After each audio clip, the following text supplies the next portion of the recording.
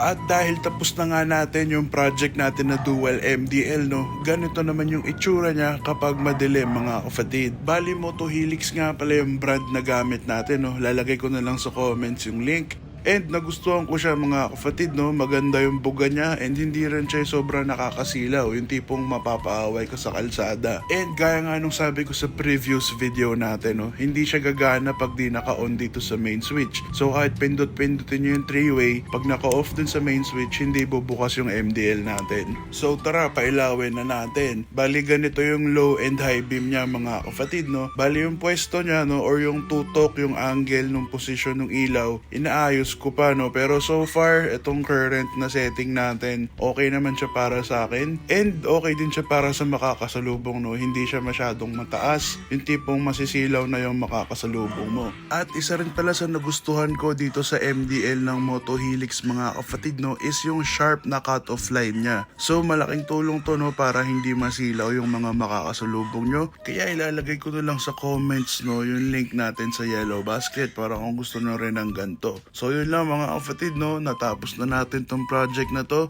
Siguro ang isusunod natin na project is horn naman. So yun lang mga kapatid, bye bye.